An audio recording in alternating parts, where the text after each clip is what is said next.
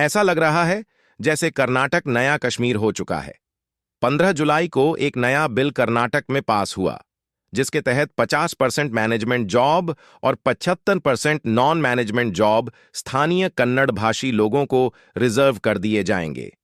क्या हम कर्नाटक को नया कश्मीर बनाना चाह रहे हैं?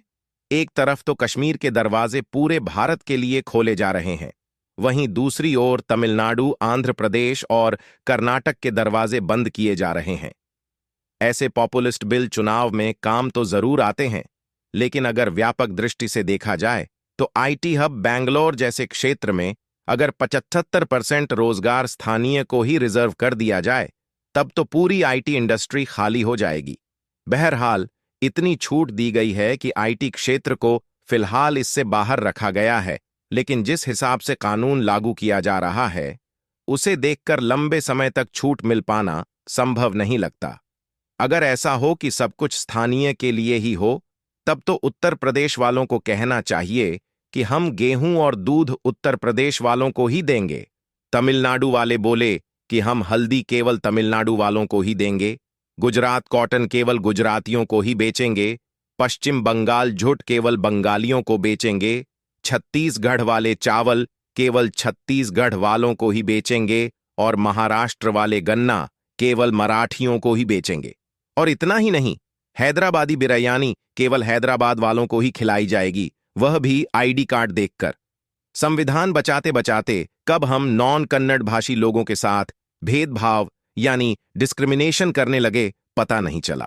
या आर्टिकल 14, आर्टिकल 15, आर्टिकल 19, आर्टिकल 21 और आर्टिकल 204 के खिलाफ है। यह भारत जोड़ो यात्रा के मुखौटे के भी खिलाफ है। यह तो भाषाई संस्कृति के नाम पर भारत को तोड़ने की बात हुई। इतना ही नहीं, इंडस्ट्री पर भी इसका बुरा असर पड़ेगा। अगर चयन का आधार मेरिट के बजाय भाषा या संस्कृति होगा, तब तो कर्नाटक से कंपनियां विस्थापित होने लगेंगी, ब्रेन ड्रेन शुरू हो जाएगा। एक तरह से यह योग्यता को ग्रहण लगाने जैसा है। नेपोटिज्म और लाल फीताशाही को बढ़ावा मिलेगा, एमएसएमई उद्योग घटेगा, हो सकता है कि योग्य लोग भारत छोड़कर ही चले जाएं, भ्रष्टाचार बढ़ेगा, ग्लोबलाइजेशन और एफडीआई पर इम्पैक्ट पड़ेगा, साइंस और इनोवेशन पर इसका असर पड़ेगा। अगर एक पंक्ति में कहना हो तो इस तरह के निर्णय का राजनीति को छोड़कर इंसानी विकास के हर क्षेत्र में नकारात्मक परिणाम ही मिलेगा।